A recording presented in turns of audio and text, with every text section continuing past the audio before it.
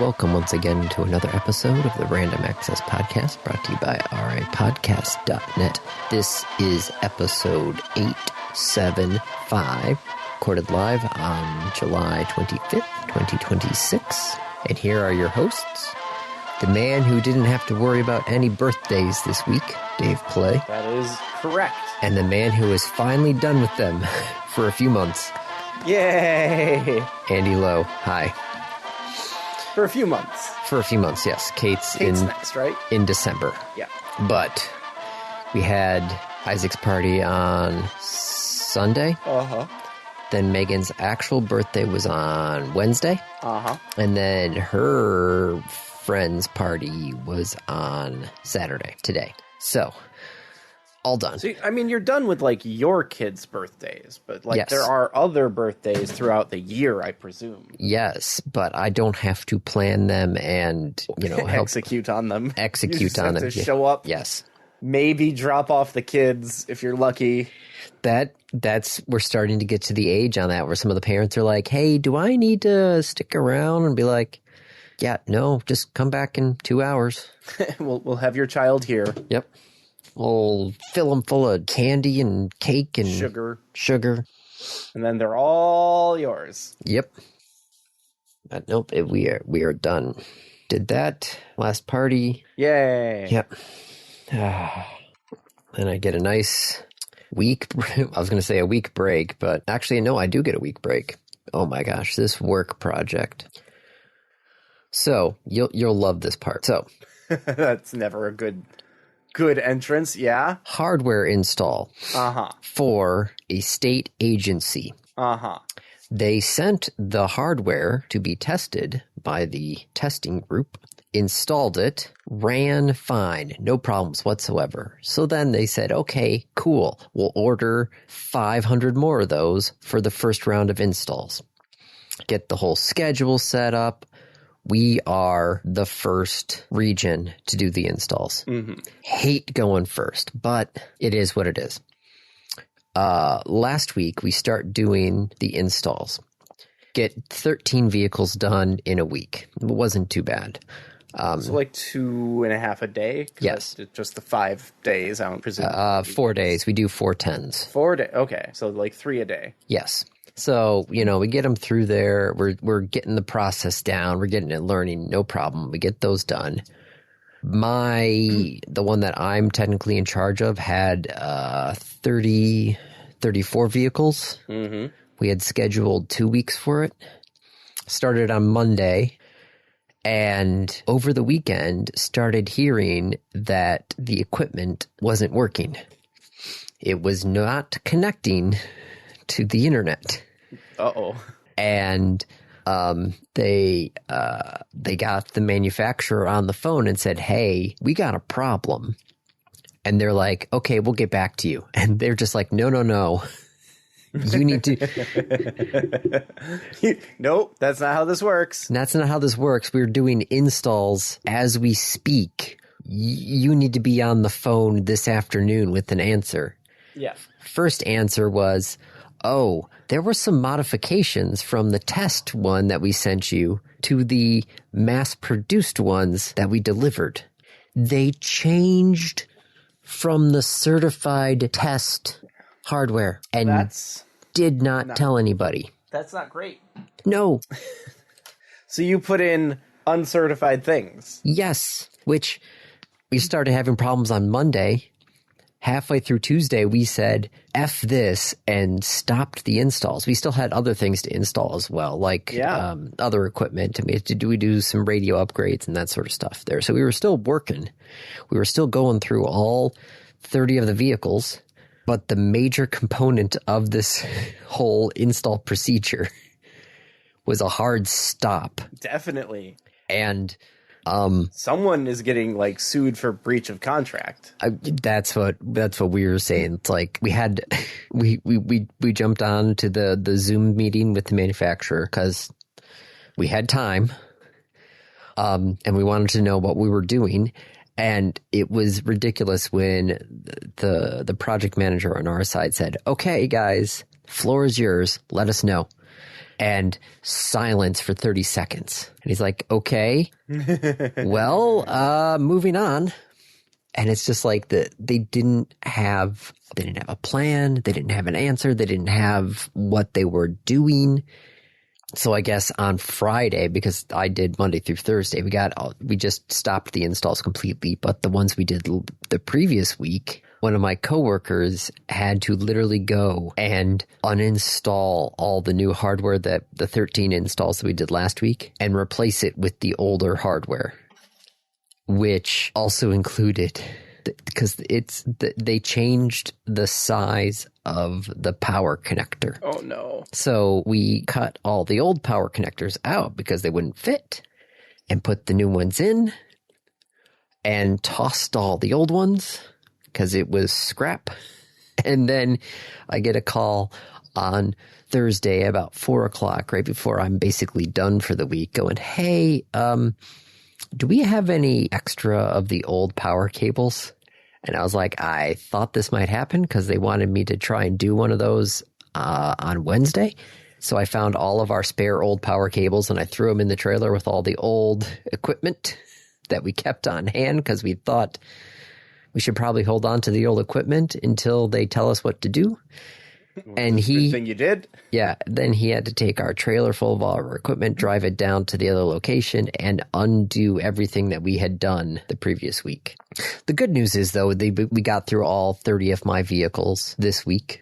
So in theory, I shouldn't have anything too strenuous for the next week, because we had planned a 2-week process for this, and I only had to do half the work. So we got it done in 1 week.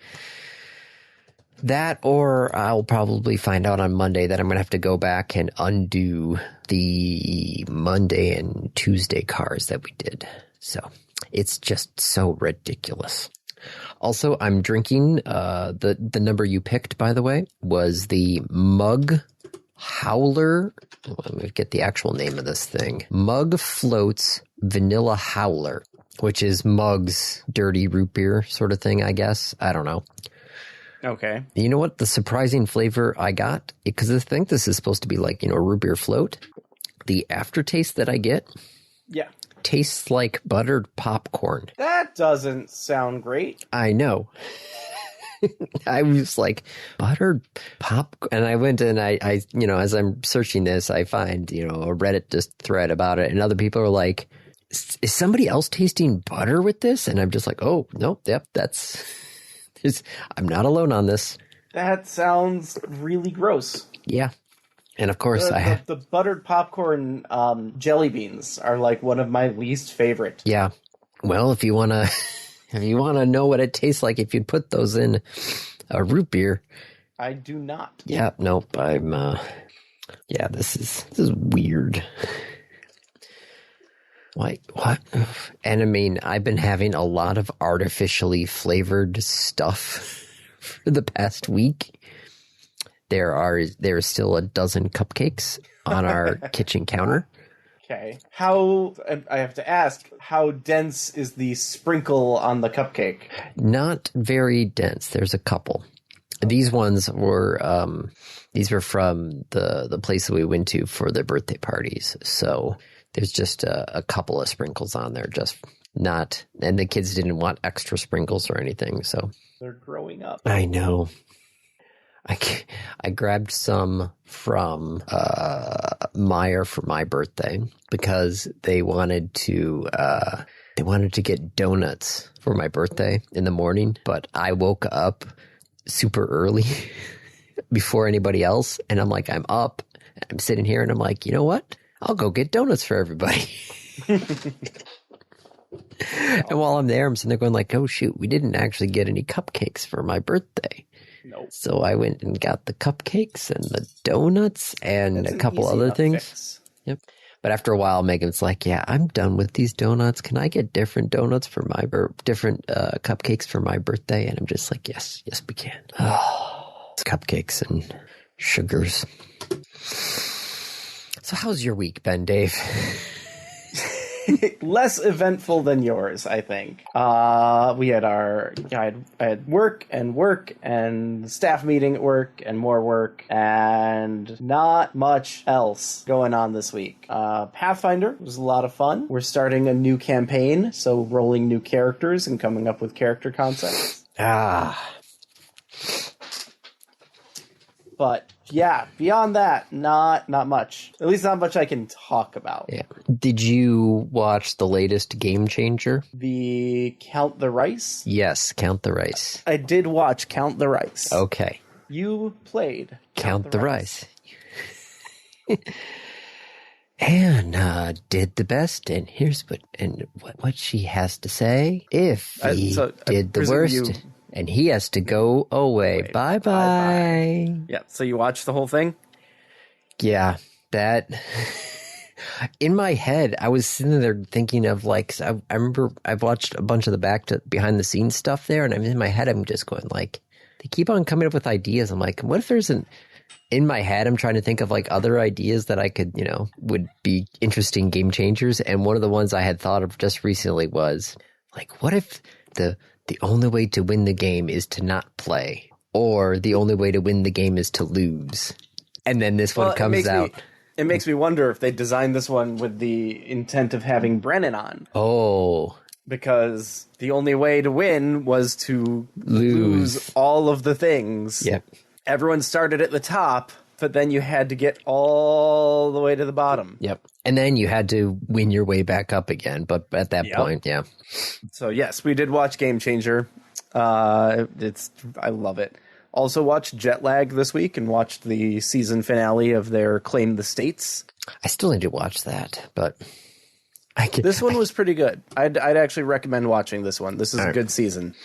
They are in two teams, and they've divided up the United States by state, obviously. Mm-hmm. They started in the same place. And you had to go to the state, do the pre-arranged challenge for the state, and you could claim the state. And whoever had the most contiguous states wins. Oh. Now, here's the thing. You're like, okay, so they just start both, like, going in different directions and claim. There was a hand of states that were claimable. So there's the whole deck of all the states, and they drew 5 of them, and so those were the states that everyone could claim. In addition, both teams had a secret hand of 5 cards, but could only reveal them 1 card per day. So the team only knew what was on the common board and the revealed card of their deck. They do not know what the secret cards are for the other team, and they don't know what the still hidden secret cards are for theirs. I see. There are also wild cards-ish, which represent many states. So one of the wild cards was like a subway transit system. Not all 50 states has one of those. No, they do not. One of the wild cards was a Buc-ee's card. Oh, you had to go to a state with a Buc-ee's? Yep. You could. Well, it's not that you have to go there. It's that you can only claim. Like, if you want to claim with that card, you can only go to one of those states. Okay. Well, now, here's the question then I have. Yeah. Because in Chicago, the L sometimes is above ground, but then other times... I'm sure that they had that all worked out, Andy. Okay. Because part of me would be like, I mean, there were times where we were above ground, but then there was also times where we were definitely... Underground. Yeah. So... I know that, like, the Detroit People Mover counted, and that's not at all a subway. That is not a subway.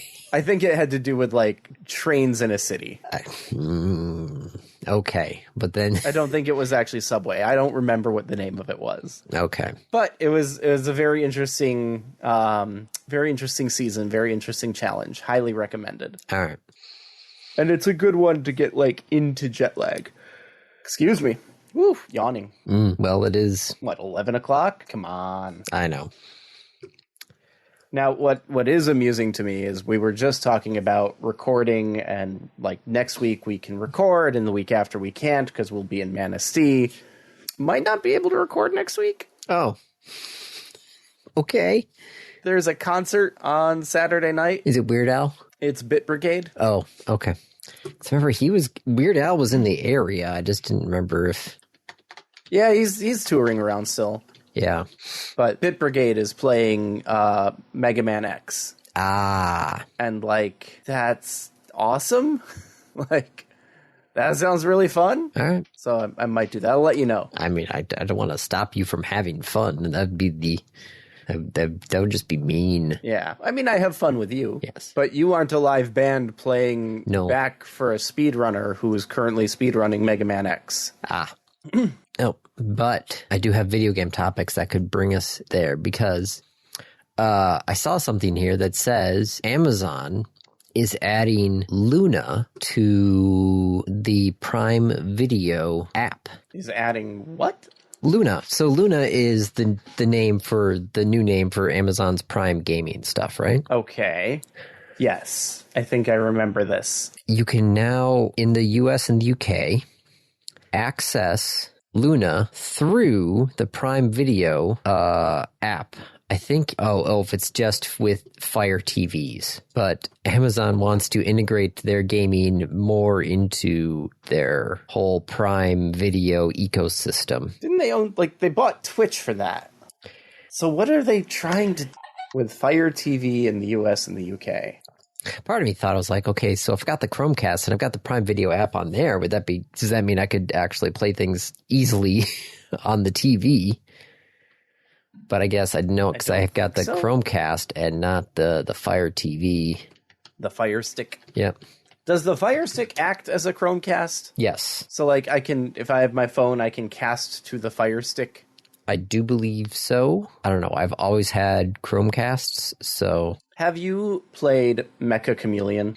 No, but I've heard and seen so many videos. Like, Mecha Chameleon, I think, is, like, second now in, like, game ratings or something. It's something ridiculous. PC revenue last month. Yes. Ranks second behind Fortnite in PC revenue for June. Yeah. My nephews would not stop talking about it while we were out there.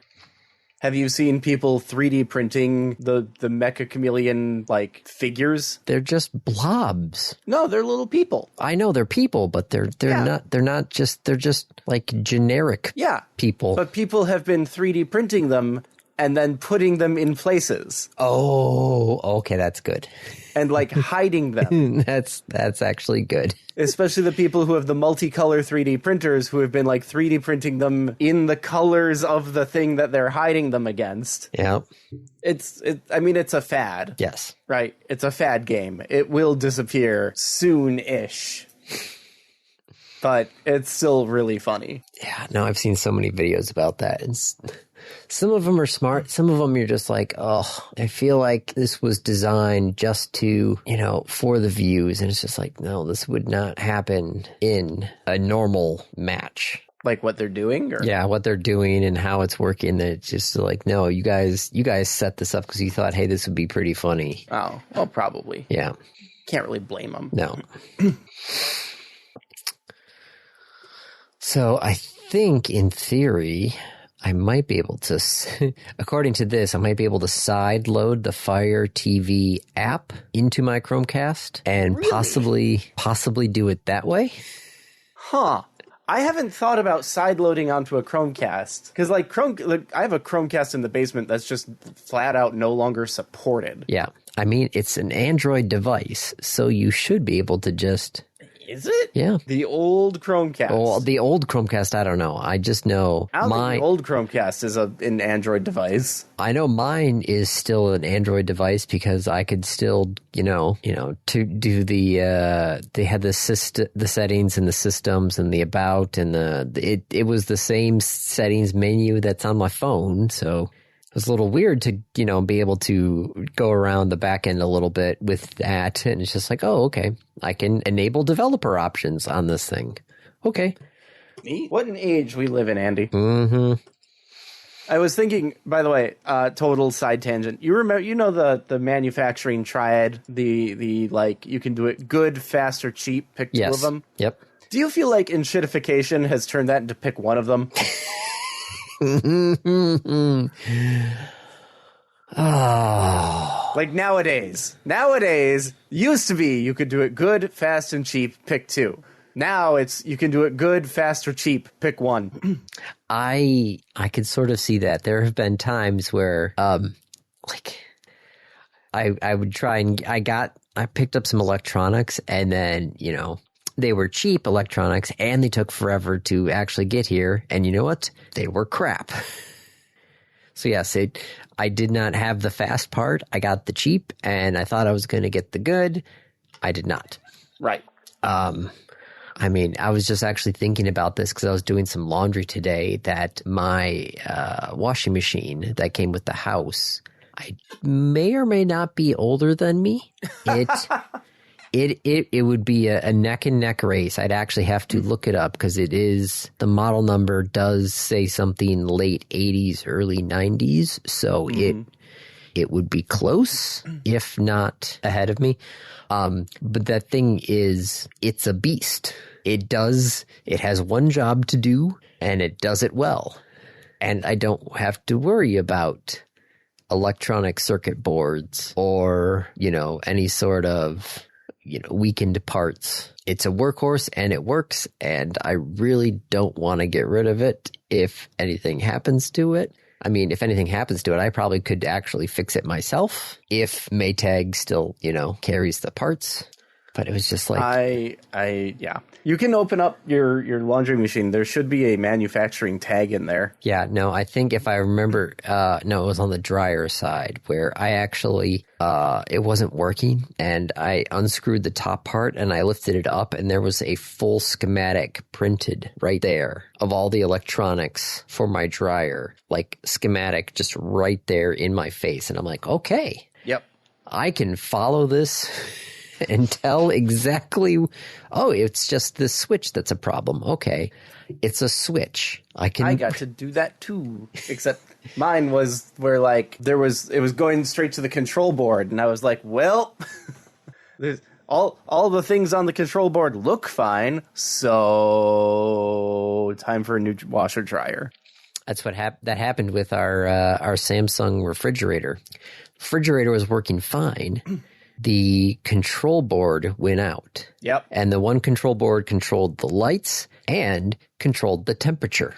Yep. So I'm like, okay, well, it seems to be running, but if anything happened, like we have no control over the refrigerator at all. Yep.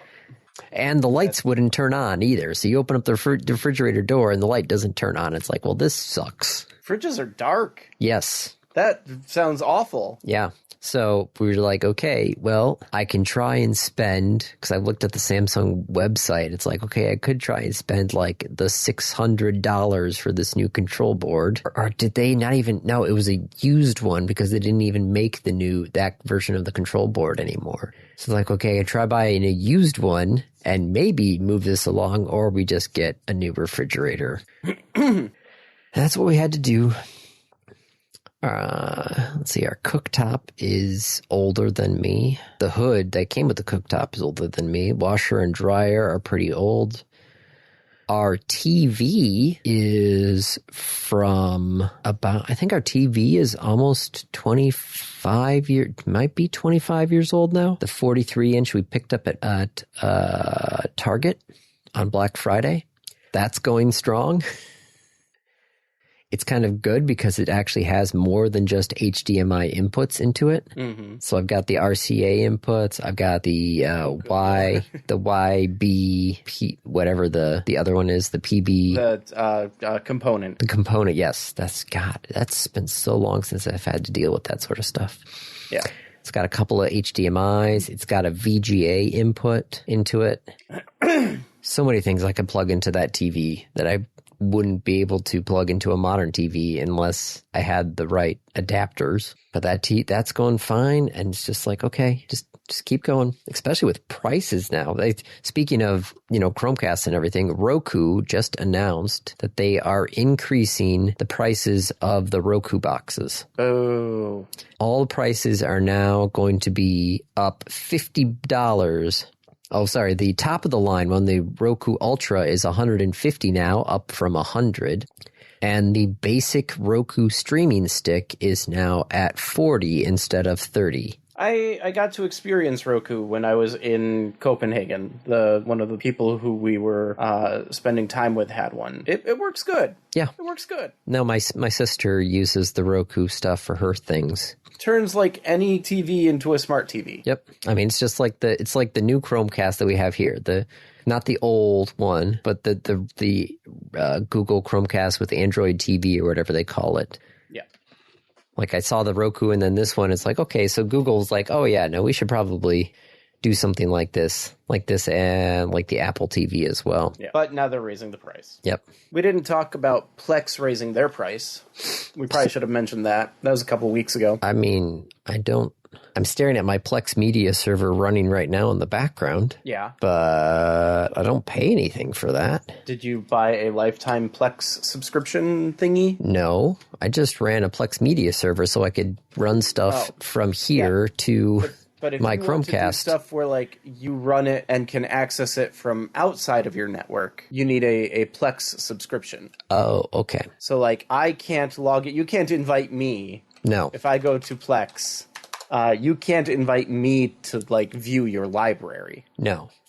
So you can do that if you like purchase the Plex Plus. Then we could you could share your media with me. I could log in and watch it, and they raised the price of that. Ah, I did not know that. Granted, my media sharing is non-existent right now. Yeah. Call the video game news.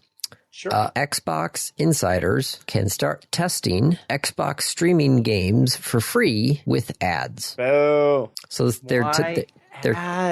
They're testing out with the Xbox Insider program. You can play 1-hour game streaming sessions for free with ads. Ads will appear before each session, but the core gameplay remains unchanged. Oh. So if you want to try out streaming games for free, that they're testing it out. They are testing it out, but you have to accept ads. Yep. I repeat, boo. What else? What else Xbox related? They have, this is a quote from the CCO, the Chief Creative Officer. Mm-hmm. Because, Xbox leadership kind of got all thrown around with the new... Asha, right? Yes, Asha, I do believe. I was trying to remember her name. Asha Sharma. She's not the CCO, she's the CEO. Yes, the CEO. The new CEO brought in a bunch of other C-level executives. Yeah. And they are starting to make sure that there are Xbox exclusives again. Boo! So the one good thing that Phil Spencer was doing. So yeah, the CCO, Matt Booty, said there has to be a reason for people to buy an Xbox. So I mean, yeah, but that reason shouldn't be we have this exclusive and haha, you can't play it. Yes. Like you're right. You're so close. You're so close. But you ended at the worst solution. Yeah. They believe that to build a platform, you must have exclusive services and software, in this case, games. And to return our platform to consistent growth, we need a reliable pipeline of exclusive games. You were so close. Asha, you were so close. Damn it.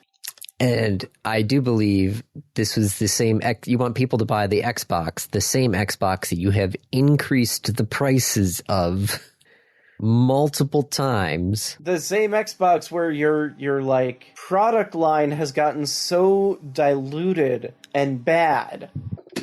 Do you even know? Because I don't.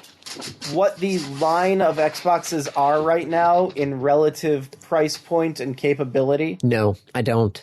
I just know I have no idea. I just know that it's the only console that has increased in price since release. That's false. Well, okay. This generation of consoles is the only ones that have increased in price since release. But all of them did it. Like, PlayStation increased their price, Switch has increased its price, Xbox increased its price. And yeah, you're trying to say, hey, now is the time for you to get an Xbox because of exclusivity. Andy, they're not looking at, like, next month. No. When they're talking about exclusive games, they're not talking about a month from now. No, they're talking some of the big ones. They've already said... They're looking at, like... 5 years down the line. They said Gears of War E-Day and Clockwork Revolution are the first confirmed platform exclusives. Forza will be multi-platform, but they said that those two are not the only titles we're planning. I really wish that Gears had gotten to die. It told a really good story. Yes. It was a really fun setting. Yes. But, like, it didn't need a sequel. No. It didn't need a series. It was great at the one game. Granted, could have let it die. The one game, the ending of the first game was just, you finally did it. You sent the bomb. And then they show you the after effects, and you're like, oh, shit, we're screwed. I don't remember the ending. Is it okay if I spoil it? I played it, so you're not technically spoiling it. Okay. So you have that light bomb that's supposed to wipe out the bugs, right? Yeah. Or whatever these things are. And they drop the bomb, and it goes off, and you follow basically the shockwave of the bomb, of this light bomb. Uh-huh. And it only goes so far, and it just starts to falter and get dimmer and dimmer, and it finally just stops. And you can see when it stops, there are other creatures still beyond the range of the bomb. Ah. So did it wipe out a lot? Yes. Was it the end-all be-all that it was, drummed up to be? No. So it's like, okay, well, we're screwed.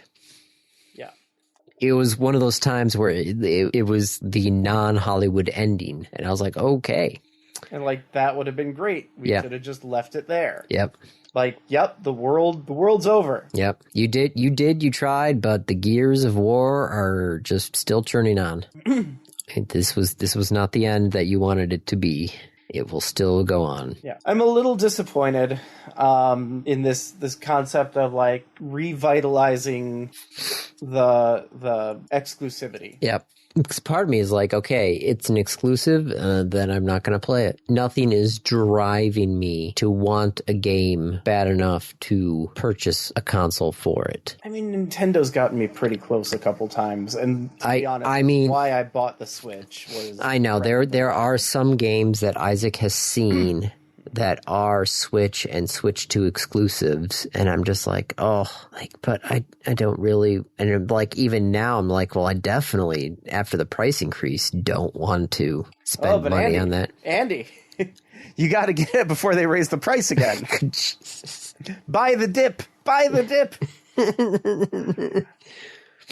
If I buy 100 Switch 2s and they raise the price by $10... God, don't be a scalper, Dave. I could sell them. I'm not scalping. That's not scalping. How is that? You're just waiting? I'm not saying, like, I'm going to buy them all and then raise my price. No. I'm saying, what if I buy them all now and wait for them to raise their price, and then I can raise my price but not as much? That's not scalping. No, that's just tariffs. That's playing the market. That's true. That's not tariffs. What do you mean tariffs? Well, that was actually, speaking of Maytag, Trump did tariffs during his first term, right? Yeah. One of the things he had talked about was like, your American products are not going to get hit by the tariffs. You won't have to worry about American-made things. Yeah. So he put a tariff on appliances. I don't remember exactly which one. And so the appliances coming in from overseas were tariffed higher prices. Maytag, built in America, 100%, no tariffs included. Maytag raised their price. Because everyone else was raising theirs. Yes, and put theirs just below the... Oh my God, that's awful. Yes. That's awful. Yes. So it's like, all the prices of the appliances are going up. Maytag's like, yep, all the prices are going up. Sorry. Even though they could have, and, they could have stayed exactly where they were. Nope. They just said, oh, well, there's a new floor. And we'll just go in right under the floor because we can. That's so bad. Yep. So, yes, when I say tariffs, that's what I mean is the fact that if, the prices are raised and you're going to sneak yourself in right underneath to make a little bit of profit. That's where I was going with that. Okay. I prefer to think of it as playing the futures market. Yes, that also is true. Well, do you want to talk Hasbro. Forgot about this news. Hasbro really was trying to go big into video games, right? Yeah. They bought like a bunch of studios, right? Yes, and started licensing a lot of their things, including, as we know, like Monopoly Go. Yeah. Well, wait, does Hasbro own Monopoly? Yes. Isn't that Parker Brothers? Do you know who owns Parker Brothers? Does Hasbro own Parker Brothers? Yes. Is there any other game company? Like board games? Well, for like, are you talking like the classic ones? Yeah, because wasn't it like Hasbro versus Parker Brothers? When did Hasbro buy Parker Brothers? In 1991, as part of its massive purchase of the Tonka Corporation, which also included Kenner Toys. Oh, the other one was Milton Bradley. Yes. Which Hasbro also bought in 1984. Yep, I remember hearing that one. So yeah, board games, like the classic board games. Yeah. Yeah, Hasbro. Yeah, Hasbro owns Transformers, Monopoly, Furby, Nerf, Play-Doh, My Little Pony. Yep. They gained ownership of Peppa Pig and PJ Masks. So basically, like, your kid's childhood. Yes. Except Hasbro. Mattel. Mattel is still separate. Mattel is Barbie, right? Yes. Barbie, Hot Wheels, He-Man. How long is that going to last? I don't know. I mean, Barbie's still pretty big. Yeah, Barbies and Hot Wheels are still going on. Transformers? Who owns Transformers? Oh, in 2017, Hasbro made a takeover offer for Mattel. Yeah. Yep. Hasbro was worth about $11 billion at the time, and Mattel $5 billion. And Mattel said no. In 96, Mattel approached Hasbro with a buyout offer. Hasbro turned it down. So then later Hasbro came back and said, hey guy. Came back in 2015 to 2017 to try to buy Mattel. Mattel reject the valuation. Companies have established a collaborative product partnership, such as licensing Transformers-themed Uno cards and Barbie-themed Monopoly. Oh, Hasbro used to have the rights to Jurassic Park toys, but I guess the rights expired in 2017 and Mattel picked them up. Oops. Yeah. They won't make any more movies. It's fine. We can let it... Oh, shit. Still so upset at the Xbox folks. They were so close. Mm-hmm. People need a reason to buy an Xbox. Yes, 100%. You are there. You got that. That reason shouldn't be exclusives. That reason should be user experience and like positive community experience, and it's not exclusives. Well, other thing Xbox is doing, so with Game Pass, and because you can do Game Pass on your PC, right? Yes. Well, Xbox is introducing backwards compatibility for PC and handheld devices, so you can play original Xbox games on your PC through Game Pass. Okay. If that's cool. If you purchase them, again. Oh, you have to buy them. Yes. Existing digital licenses on the console will automatically transfer to the PC and other, But not if I bought the physical disc. No. All right, so do you remember, God, I don't know, almost 18 years ago, where we had the recurring section of like how Sony screwed up this week? Yes. That's a deep cut. That's like single digit deep cut. I feel like we're getting... No, a single digit would be Jack Thompson. I feel like yes. we're getting to the part of the cycle where we're getting to Microsoft almost got it right this week. There's two things where they almost got it right and just missed it right at the end. Yeah. Like, you guys are so close. It's like, in darts, bullseye is not actually the best place to throw the dart. No, it's that one right above the bullseye. That's the It's the 20. Yeah, because it's triple 20. Yeah, it's the triple 20. I was going to say, yeah, it's that little tiny one. Yep. But Microsoft is aiming for the bullseye and fully missing the point that there's the triple 20. Mm-hmm. I bet you there's MBAs involved. Probably. Well, other news we talked about mergers there for a second. Paramount has agreed to not merge until I think it was 20 states? No, 12 states. 12 states sued to block the merger, and the Paramount has reached an agreement with the state's attorneys general to postpone the merger until after the trial. That's good. Yeah, the company entered a joint stipulation because they brought the lawsuit against them. And so during the beginning of part of there, they've said, okay, we're not actually going to close the merger until 5 days after the end of the trial or June 1st of next year, whichever is earlier. Because they were trying to get a preliminary injunction to saying, hey, we're suing this. We want this to stop. Can we get an injunction on this? And Paramount just went straight to them like, okay, can we just do an agreement on this? Because if I remember correctly, there was actually a ticking clock. Yeah, here it is. Yeah, Paramount has been trying to close the deal before September 30th, which if they didn't, they would incur a $7 million a day fee to be paid to Warner Brothers investors if the deal hadn't been closed by then.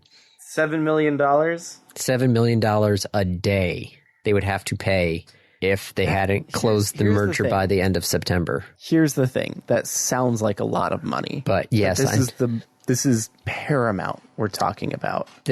How much money are they making in profit per day? Well, the actual value of the merger was $111 billion, I think. So, yeah, $7 million out of $111 billion, not a lot. Paramount Skydance makes an average profit of $1.8 million a day. So this would hurt. Yes. $7 million a day would hurt. But for every day they had to pay, it would take them a week to make it back. And that's before merging with Warner Brothers. Yeah, that's just during that period where they are losing money. Yep. Well, I am glad that Paramount is doing that. I think it's kind of I feel like they're doing it so they don't have to pay the money, but they... Yeah, the reasoning behind it is not nearly as virtuous as it is made out to be. Yep. But still, the update on the merger is no merger until next year, most likely. All right, what else? Oh, Starship. Can we talk about Starship? Yeah. Spaceship. They finally launched the 13th flight on Friday after having some stand downs and everything else. The booster still did not work correctly. So this is that's not great. No, the V3 booster. Mm-hmm. Yeah. Some of the Raptor engines failed to restart for the landing burn, and it basically hit the ocean at about 100 miles an hour. Oh, Jesus. Kaboom. Yeah. What was the impact on SpaceX's stock? Well, that was just the booster. The actual Starship actually basically did everything perfect. That's good. Well, but we knew that. They've been testing Starship. Well, they did. They launched it up there. It got up to its suborbital trajectory, no problem. It did a test of the V3 Starlink satellites. These are the ones that are too big to actually go on a Falcon 9. So they did a full actual launch of 20 of those. Yep. And they actually had some of them had lights, and they actually were doing the whole camera pictures of Starship. So they did their tests of Starlink V3s in space. They actually got through a relight of one of the Raptor engines in space. It lasted 14 seconds and was actually, because it was nighttime when it was flying over South Africa while doing this. You could actually observe it on the ground in South Africa. Really? Yes. You could see the burn? Yes. That's kind of cool. And then went down for its splashdown in the Indian Ocean. And somehow, with the waves or something in there, when it tipped over, it got cushioned enough that it didn't explode. Woo! Did they recover it? I'm not Or did they just be like, well, it hit. I guess we'll let it sink. That was the debate, is whether or not, because it's still like 1,000 miles off the coast of Australia. Yeah. So it's like you could recover it, but it's like, okay, what do you do with this giant office-sized building? Like, you can't. I mean, you could get a barge out there and get it on the barge. So I'm not sure what they're doing, but after the flight, Elon I can said, think of like 6 situations in the far, far future of like, oh, it washed ashore, and someone comes and finds and be like, I guess we're aliens?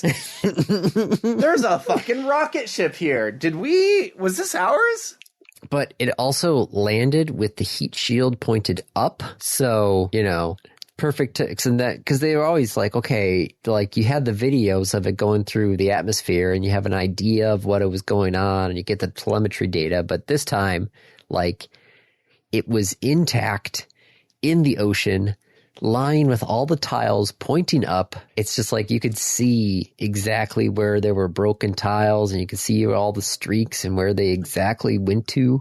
I feel like it would be worth it just for the like follow up. Yes. So they said, like, the communication manager said, like, we're flying, this is crazy. This is a dream scenario for the team. So they might just tow it to Australia. They're still trying to figure it out. I mean, it was yesterday when this all went down. And they weren't expecting to have it, To survive. Like, usually it explodes.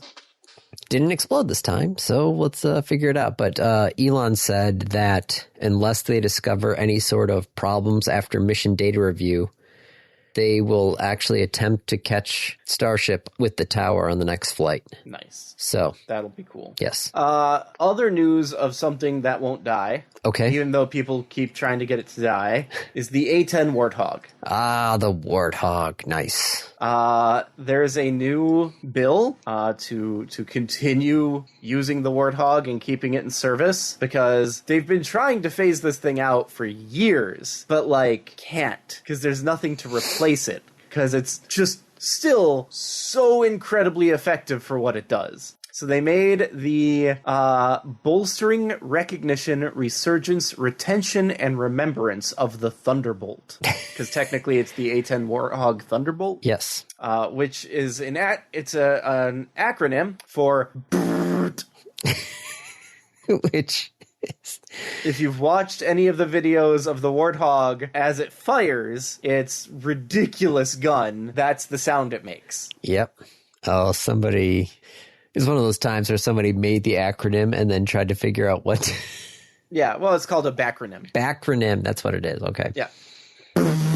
Bolstering recognition, resurgence, retention, and remembrance of the Thunderbolt. The BRRT Act. Okay, so the Air Force wants to keep 3 squadrons, 54 planes. Well, the Air Force, wants to retire the damn thing, but can't. And so they want to keep it in use. Yes.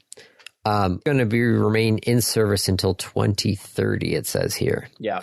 Oh, the U.S. Air Force wants to retire the U-2 fleet is still around? See, it turns out making new planes is really hard. Oh, yes. No, I've followed the new F-35. Yes. Yeah. I've been... There's 3 planes that were very purpose-built. The A-10 was... Here's a gun, build a plane around it. Yes, this is your close air support. Literally, General Electric made this Gauss cannon, this gun, and then built an aircraft that would support it. And there was a lot of shit they had to do. The A-10 is actually an incredible plane. The bullets that it fires are like bigger than my arm, and it fires thousands per minute. I think it's hundreds per second. It is insane how quickly this thing shoots. So that's the A-10. The F-22 was purpose-built where they said, here is what Russia claims they can do. Make us a plane that can beat that. That was the F-22. Yep. Which, once Russia, actually attacked Ukraine and we saw what Russia could actually do, we were like, oh shit. We may have gone a bit overboard. Yeah. And then the F-35 was, here's a computer and communication system. Please build an aircraft around it. Someone said something like, you're not going to win a war with F-35s, but you're also not going to win a war without an F-35. They are the most advanced communications, computer-driven fighter craft in the world. But man, the A-10 is just so... 30 millimeter. I'm looking it up here. 30 millimeter rounds. Yep. Can fire 70 per second. Yep. The gun provides 1,000. Yeah, the gun provides enough basically kickback. Retro thrust. The retro thrust on the gun is the same as the forward thrust on the airplane's engines. Yeah. So they could not put two of them because the plane would fly backwards. Yes. It's why they also, when they fire it, only fire it for a very short time. Because you slow down. Yeah. 18 seconds. You hold down the trigger for 18 seconds, you will empty the magazine. Yep. You will have no more bullets because you will have fired. You'll be out. You'll be out after 18 seconds. And, did you see how big those bullets are? Yes, 30 millimeters. Those are...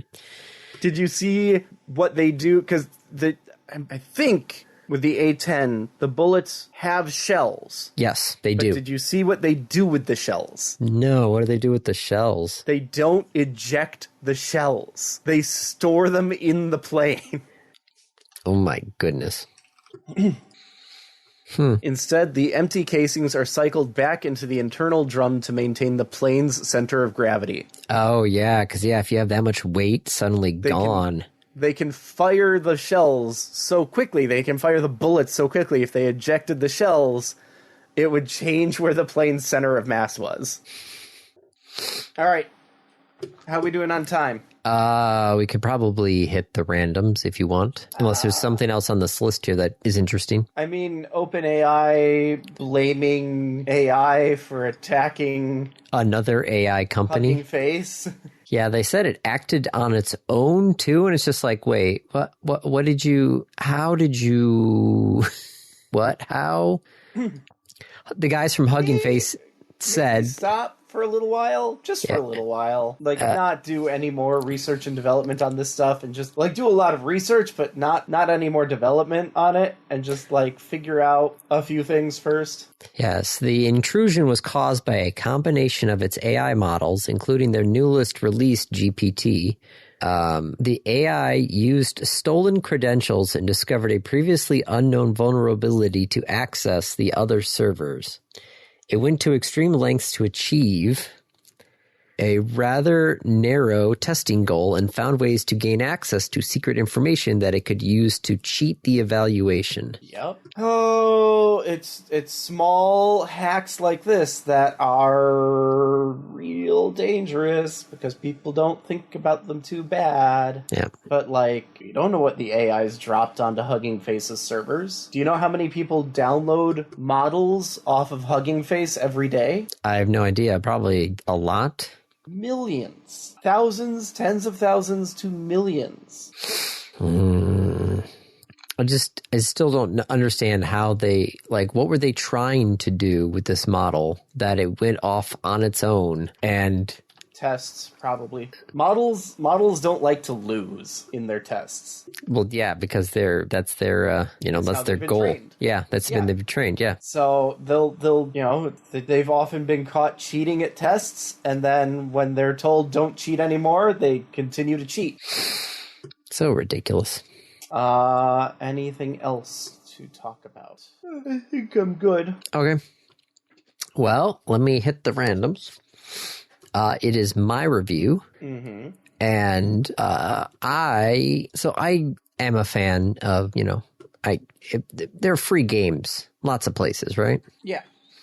There's free games on Steam sometime. Epic does their weekly thing. Yep. There are free games on Amazon. And even those free games are sometimes on Epic. They're on Steam. They're on GOG, Good Old Games. Could be at lots of different places. Yeah. And there was one time I was looking at the Amazon one and it said Jurassic World Evolutions 2 for free. And I'm like, I don't remember if I have that game or not yet. Mm-hmm. So I started to open up all my game libraries and try to figure out, do I have that one? Where do, and it was just, I was just going to all these different apps trying to figure out which was the one that actually owned this game. And I finally found it. I already had it, so I didn't need to get it a second time. But I'm like, there's got to be, somebody must have figured out how to get all this stuff together. Yeah. And I found this app called Playnite. It's not Night, N-I-G-H-T, it's N-I-T-E. So Play, N-I-T-E, Night. Okay. And it actually, when you first set it up, you basically what game libraries you have. Mm-hmm. And it connects to a lot of them. So it connects to Amazon. It connects to Battle.net. It connects to the EA app. It connects to Epic. I've got it connected to Good Old Games. I've got it connected to Humble. So the Humble bundles. I've got it connected to Steam, and I've got it connected to Ubisoft as well. So I've got all these different game, would you call them platforms or? Yeah, libraries. Stores. Stores, libraries, all these things here. I've got it all connected to that. And I now actually have one master list of every game that I own, including those that I actually own in multiple locations. And you can actually tell it which, library you prefer. So some of these that I own that I have at like Good Old Games and other places that are DRM free, you can actually tell it you prefer the DRM free version to install rather than the other one. And it pulls, I'm just going to grab something here. I guess I own Gas Station Simulator. And it's got, links to the Steam, the official website. It's got metadata attached to this as well. So my question though, because generally if it's free, then you're the product. How much privacy is there? Is this sending any information back? Have you agreed to share anything? This was, I think, just an open source project somebody was messing around with. I mean, you could look at the GitHub, you could look at the manual for it. Sure. It seems very generous of someone, which I'm happy, I'm thrilled. Okay, when it comes to your user data, you can rest assured that as all information about your gaming library is stored exclusively on your PC. Well, that's good. Yes. There's even a thing here in the user manual, is Playnite safe to use? Its safety largely depends on how the installed library and other types of plugins work and what they do. So there are other plugins that people have created for this. A lot of them are, hey, have your libraries look like the old Xbox 360 library, or fun. Some have them set like the what they were sliders. Yeah, it's the sliders and that sort of stuff, the slices or whatever it was. Yeah. So you can get plugins to make your your interface look like various consoles. That's hilarious. There's also some that you can get it where you can actually export your library, or there's you can put your own personal tags on everything. So yeah, I've got 430 games on Steam, 217 on Epic, 191 on Good Old Games, 132 on Amazon, 32 Humble, 17 Ubisoft, 3 EA, and 1 Battle.net game. Is that Hearthstone? Yes, that is Hearthstone. I love that it'll accept battle.net as Yes. as a source. Yep. So, and there's even things on here. There's like, I could add library. Let's see, library manager. Like you could add, if you have, I think you could even do some ROMs in here. Cause I'm looking at, I see a bunch of Atari. I saw that it said emulator support. Yep. Yeah. So it looks like you got emulator support on this too, which You can I have haven't. emulators and be like, yep, I have 1,000 Super Nintendo games. Yep. So it was a free open source way to get everything in one bucket. So I could figure out, okay, which of these games do I actually have, where they are, and what to do with them. So now you can just check that. Yes. And it will automatically, I've got it connected to the various libraries as well. There are some where it messes up a little bit. Like I think my Amazon games got flagged for like multiple connections or something like that. Oh no. Which they talk about. It's like there's a subreddit for it, there's a forums, there's the GitHub. So there's a lot of places where they bring that up. Yes. Cool. So I like it. Like I said, it was one of those things where I was going through and then I remember like I was going down the list and I was like, oh yeah, I liked that game. That was a game I never actually finished. Let me install that now because I can install it from. Do that by just going through your Steam list. I know, yes, but this is Steam plus everything. Yes, so it's a nice little piece of software for those of us who have lots of pots and lots of places. Things in many pots. Yes, many pots. All right, so random topic. Yep. Rolled ahead of time. Yep. You are contracted to do the machining for a nuclear reactor.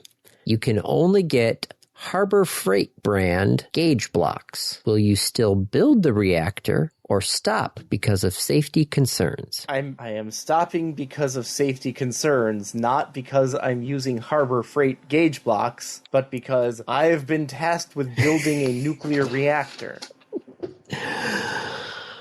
Oh, speaking of random games, What? Wait. No. Speaking of random games, there's a game that I saw where it was literally you build an atomic bomb in your backyard. Okay. What is that called? FBI watch list simulator? Atomic bomb in your garden. How to make an atomic bomb in your garden. Available on Steam. Yeah, it's a backyard bomb building simulator. It's a bit ridiculous. Just a little. Yep. Just a tad, a touch. Just a little bit. Yep. Yeah, no, if I'm building a nuclear reactor, something has gone very wrong. Yes. And yes, I will put a stop to it and call on safety. Because you'll look at it and be like, why am I building this bomb? Right. Or this reactor. No, reactor. I mean, it probably would end up being one. Not intentionally. No. The difference between a nuclear reactor and a nuclear bomb is very tiny. Mm-hmm. Shockingly small margins for error. Yes. Between a nuclear reactor and a nuclear bomb. Part of me, though, when I was thinking about this was the fact that it's like, okay, it's like the rule that you should never use two different tape measures on a project. Because as long as you have one tape measure, even if it's off, it will still Everything is to that tape measure. Yes. That's great until you also buy like a 1/4-inch tube and you try to drill a 1/4-inch hole to put the 1/4-inch tube in. Which also, a side note, Harbor Freight's brand would probably be Pittsburgh gauge blocks, which I don't even know if Pittsburgh actually makes gauge blocks. Andy, you're missing the point.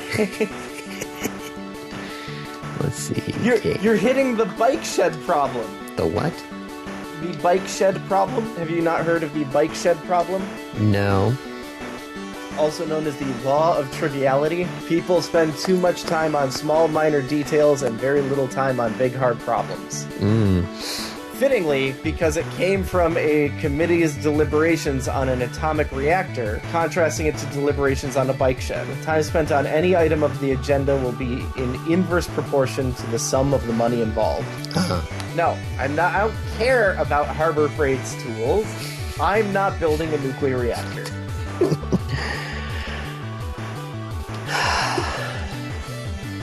All right. I would just make sure I would use one set of tools, and that is it. I still don't know why I'm machining this, but if I had to, I would just make sure not to use separate things. I would trust Harbor Freight's tools to stay a consistent size over time. So going back to your one tape measure rule, sure, unless your tape measure stretches. I mean, yeah, didn't the kilogram, like the actual kilogram weights used by the international... Yeah, they're shrinking. Yeah. What is the kilogram now? It's like so many atoms of... Like the standard definition of a kilogram? Yeah. It's something weird now. Definition of kilogram. It's a messy thing with the Planck constant now. Oh, jeez. Okay, so a specific cesium standard, okay, speed of light, and the Planck constant, okay. Which, when combined with, okay, so the speed of light, it gets you your length. The cesium standard gets you your second. So combining the Planck constant with the speed of light and the vibration of an atom, somehow you get a mass out of that. Yeah. Okay. All right, I think that's it. Yeah, now we're getting into Planck constants. I'm just like, nope, Yep. It is too late for that. So that is a wrap. This has been another episode of the Random Access Podcast. If you have any questions, comments, concerns, corrections, suggestions, remarks, reviews, rebukes, retorts, or just rants, feel free to contact us. You can find us on Twitter at RAPodcast, or send us an email at mail@rapodcast.net. Thank you for listening.